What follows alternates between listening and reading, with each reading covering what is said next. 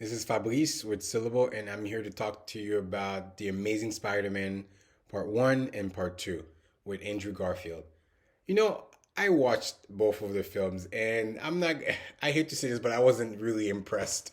I think that it almost felt like the narrative, the origin story almost felt like it's just like I've seen it 1,000 times. I've seen it in the comics. I've seen it in the animated series. I've also seen it, especially with Tobey Maguire's original Spider-Man that came out a while back before this reboot. And I feel like the Andrew Garfield one, I think he makes a really good Spider-Man, but I felt like there's so many cliches that oh yeah, why did you come home late? Oh yeah, I was doing this. It almost felt like they took the same script or the same plot line, which yes, you can't really innovate on a plot line that's so sacred, where it's like specifically this is the origin story of Spider-Man. So I think the Amazing Spider-Man, at least the first one, I wasn't too impressed.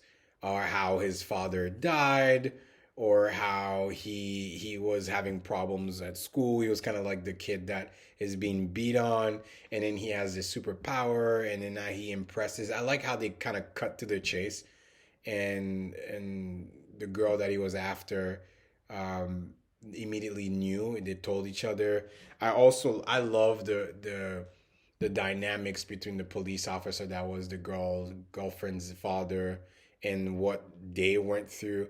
I think the first one with the lizard, I wasn't really impressed by that. I was like, yeah, okay, it's cool. I've seen that before, but I think the second one was much more interesting. I think the villain in the second one, which was Electro with Jamie Foxx, was much more dynamic. And his sort of plot line, I also like Mr. Osborn and his transformation as well. I think his acting was all right, but overall, I think it was decent. It was a decent Spider-Man process. I wasn't really too impressed by the storyline. I hope to make a review of the Tom Holland's three-part Spider-Man very soon, so stay tuned on that. But I think the gist of what the Amazing Spider-Man is that it just felt like I've seen that before, and they just kind of kept to the script. And I felt like Andrew Garfield.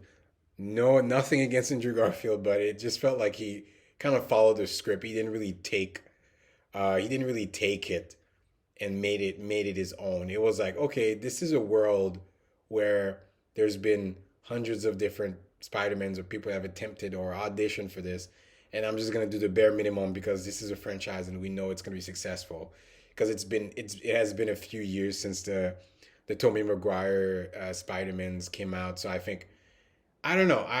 I think he made a great Spider-Man, but I just felt like just the storyline itself, I think got in the way, which is strange to say because I think the storyline of the original Spider-Man storyline got in the way of the Amazing Spider-Man Part One and Part Two, um, and but yeah, but again, Spider-Man is a classic. I love it. I've loved it ever since I moved here to the US.